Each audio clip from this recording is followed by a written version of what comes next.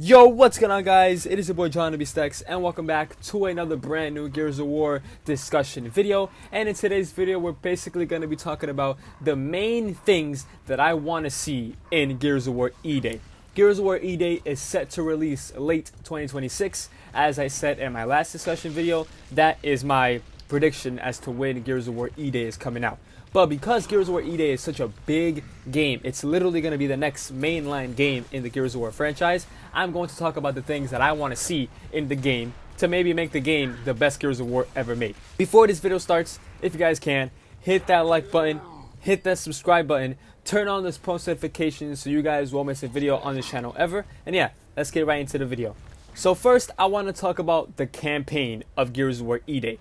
Now, these are the things that I want to see happen in this game, right? First, I want to see cutscenes take place before Emergence Day. If you guys do not know what Emergence Day is, Emergence Day is basically the day that the Locusts decided to attack the planet of Sera. So I want to see how the planet of Sera was before they attacked. I want to see how Marcus met Anya. I want to see Dom and Marcus having fun together without being in a war. I want to see Augustus Cole maybe playing some thrashball. I want to see what Baird was doing before the war started. I want to see maybe even the Carmine brothers. Maybe if like Benjamin Carmine is like a little kid, Anthony Carmine is like a teenager, Clay and Carmine is like an adult. Like I want to see where the Carmine family was at before the war started. So that's basically what I want to see first. When the game starts, I want to see kind of just like a before and after of the attack of the Locust. I also want to see a lot of the origin stories of a lot of the things that take place in Gears of War. If you guys know, Ty Callisto, we didn't really get much about him in Gears of War 2. I would love to see him in this game. I would just love to. Also, he is a big, lore piece as to how the Lancer got the chainsaw. As you guys know, in Gears of War 3, they finally introduced the Retro Lancer. The Retro Lancer is literally a Lancer that was made before the Lancer that we all know and love. That's why it's called the Retro Lancer. Basically what it was is, it's a Lancer, but instead of a chainsaw, it has a bayonet at the end of it. Correct me if I'm wrong, but the reason why they went from a bayonet to the front of the Lancer, they switched to a chainsaw in front of the Lancer, is because the bayonet wasn't actually working to kill the Locust. So then Ty Callisto actually used a real chainsaw to kill one of them, and I think it was Marcus. He was like, you know what? That works better than a bayonet. So then that's when the Lancer got an upgrade, and instead of a bayonet, it got switched to a chainsaw bayonet. Now, if you look at the Gears of War E-Day trailer that released back in 2024, you can clearly see that Marcus was holding a Retro Lancer as he's getting attacked by a Locust drone. Again, that's a big indicator that this game takes place before the real Chainsaw Lancer was even made. So again, I would love to just see how the Lancer was made. Again, I would love to just see maybe Ty Callisto actually realize that a chainsaw would probably work better than a bayonet Retro Lancer against the Locust. And even in this clip that you guys are watching from the E-Day trailer, you can tell even though Marcus has a Retro Lancer and it has a bayonet at the front of it, he still doesn't actually use the bayonet to kill the Locust. He shoots him in the head to actually kill him. If he did have a chainsaw with his Lancer, he might have actually used it to kill the Locust. Another thing that I want to talk about is I want to see the origin stories of some of the great characters that we know from the Gears of War franchise. For example, let's start off with Augustus Cole. If you guys don't know, before the war started, Augustus Cole was actually a thrashball player. So I would love to see him actually play thrashball in a stadium, or maybe someone is watching TV and thrashball's on the TV and we get to see Cole playing thrashball. Just something simple as to just him playing the sport would be so cool for us to see in Gears of War E-Day. Going back to the Gears of War E-Day trailer, you can actually see Cole as a little figure of his thrashball uniform on. So again, is that a hint that we're going to see him play thrashball in Gears of War E-Day? We still don't know. But again, I would love to just see some type of clip of him playing the sport in Gears of War E-Day. Another thing that I want to see is I just want to see more of Anthony Carmine. If you guys do not know Anthony Carmine, he was the first Carmine that we got introduced to in the original Gears of War back in 2006. And he literally died like what, 30 minutes into the game. So I really, really wish we get to see his origin story a little bit more and just get to be with the character more, because Benjamin Carmine lasted a while in Gears of War 2. Clayton Carmine in Gears of War 3, he didn't die, and we got to see him in Gears of War 3 and in Gears of War 5. So I really wish for Anthony Carmine, we get to see him just shine more in the Gears of War universe. I also want to see more of Adam Phoenix. If you guys do not know who Adam Phoenix is, he's basically the father of Marcus Phoenix. I would love to see him just a little bit. We don't get to learn a lot about his character in Gears of War 3. All we really know is that he's a crazy scientist and that he knew that emergency state was going to happen, and he didn't warn no one. He didn't warn the government to like prepare or anything. But like, I want to see more of him. Like, why did he fake his death, or whoever faked his death? You know, what happened to him before Marcus found out that he was alive in Gears of War 3? And I want to see scenes of him and Marcus just communicate and interact. You know, I don't know if they would do it, but those are just something that I really want to see happen. Because again, Adam Phoenix is a very important character in the Gears of War lore.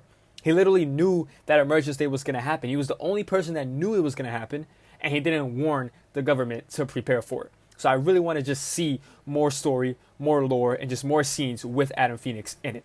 One of the most important things that I want to see in Gears of War E-Day is I want the campaign to really go back to what Gears of War was all about. So shout out to Nicholas Icy. I'm using his clip for this right here. But as you guys can see, this is the original Gears of War from 2006. Look how dark it is. Look how gritty it is. Like, the atmosphere is just so like Gears of War. It literally feels like a horror game mixed in with an action-packed game. It's literally perfect. Like, this is what Gears of War is, right? Gears of War 1, perfect. Gears of War 2, perfect. Gears of War 3, perfect. But then Gears of War 4, Gears of War 5, that's when it started to become very colorful and very non-atmospheric. You know, it wasn't as gritty as it was before. Yeah, I just wanted to feel like scary, if that makes any sense. Obviously, it's not a horror game, but it should feel like a horror game, kind of. And as you guys can see, Marcus and Dom are literally fighting the Locust in the street. They're literally fighting the Locust in the street.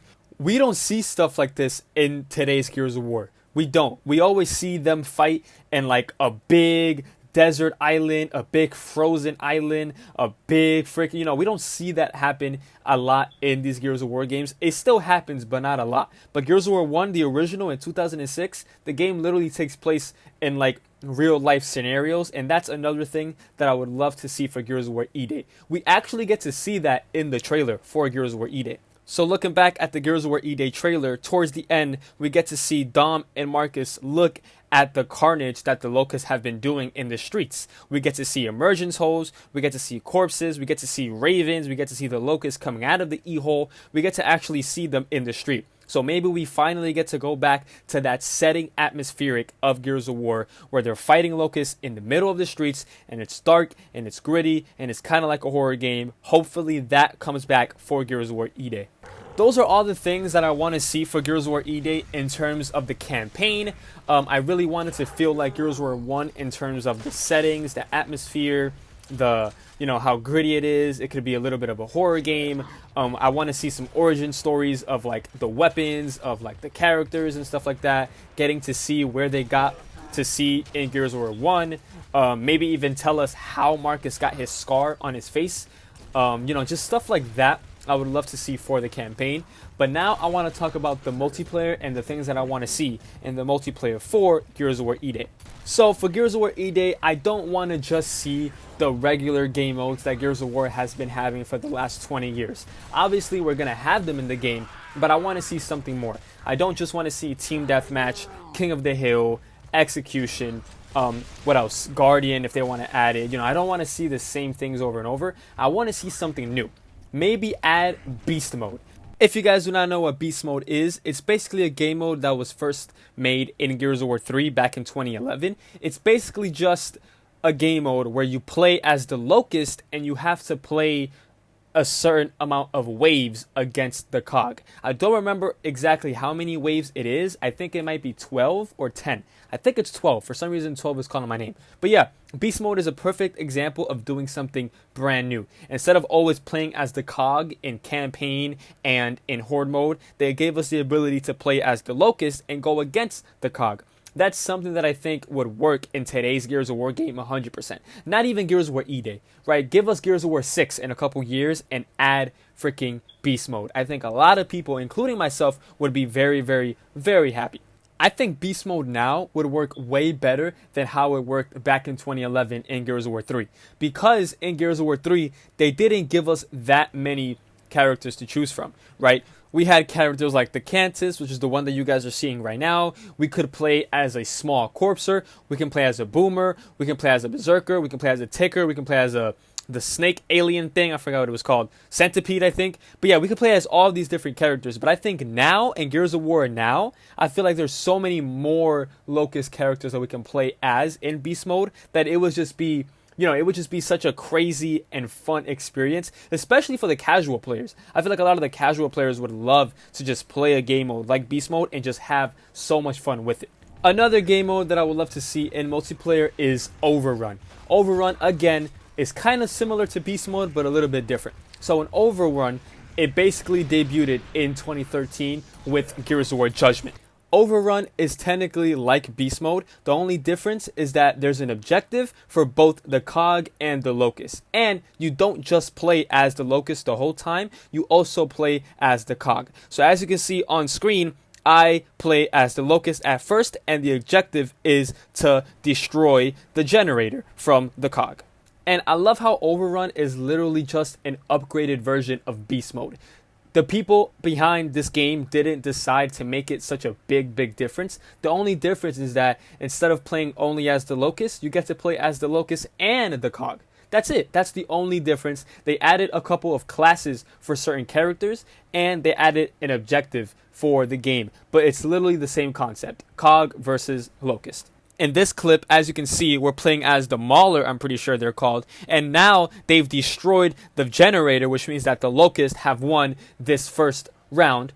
And then the next round, we get to play as the cog, and now we get to basically do the opposite. Now, we, as the cog, have to protect the generator from the Locust at destroying it. So at first, we had to attack the generator and destroy it as the Locust, and now for the second round, we have to protect the generator, and now we're playing as the cog. As you can see, it's literally the same thing as Beast Mode. Only difference is that we have an objective and we get to play as the cog and not just the Locust. Something like Beast Mode or something like Overrun would work perfectly in Gears of War E-Day or even in Gears of War 6 or even the future Gears of War games. A game mode like this would be amazing. Not just for people like me to have fun, but for people like casual Gears of War players who are literally just here to have fun and chill out and not freaking rage when playing versus multiplayer. I want to show you this final clip of the Overrun game mode. Again, we're playing as the cog, and now the Locusts have destroyed the generator. So now for the next round, we have to play as the Locust again and try to destroy the cog's generator. A lot of people don't like Gears of War Judgment for many reasons, but one reason why I love Gears of War Judgment is because of the game modes, right? Gears of War Judgment was the first Gears of War game to introduce free-for-all. Gears of War Judgment had some very good multiplayer maps, and again, they had a perfect game mode like Overrun, and it just made playing Gears of War Judgment such a fun, incredible time. And game modes like Beast Mode and game modes like Overrun are types of game modes that I want to see in these newer Gears of War games. Stop giving us the same Gears of War game modes over and over and give us something new like Beast Mode or Overrun. They could also do something very crazy and give us a Battle Royale game mode for Gears of War. Now, I know a lot of the die-hard fans of Gears of War wouldn't like this idea of Gears of War getting a Battle Royale, but to be honest, Gears of War already has like the first steps of a Battle Royale game. We can pick up weapons just like a Battle Royale game. There's already helicopters in Gears of War. We can revive our teammates like a Battle Royale game. We can literally, there's so many aspects of a Battle Royale game that are already in Gears of War that I wouldn't be surprised if TC adds a Battle Royale to Gears of War. Not E-Day, but just any Gears of War game after E-Day, I wouldn't be surprised. I feel like a Battle Royale game mode for Gears of War would really expand what Gears of War can really be, and it would really expand the player base of Gears of War. Another thing that I would love to see if TC can do with Gears of War is some type of game mode where it's 20 versus 20. So if you guys remember Fortnite back in the day, they added game modes every once in a while called 50v50, 20v20v20v20. Game modes like that I feel like would be so good for Gears of War, right? Imagine a 20 versus 20 game mode where this side, these 20 players get to play as the COG. Every single Gears of War character that's been in, every single weapon, everything that's been in Gears of War, these 20 players could use and can play as, right? And then on the left side, the other 20 players can play as the Locust or the Swarm. We get to play as big Corpsers, we get to play as big Brumacs, we get to play as Boomers, we get to play as Snipers, we get to play as Grenadiers, Berserkers.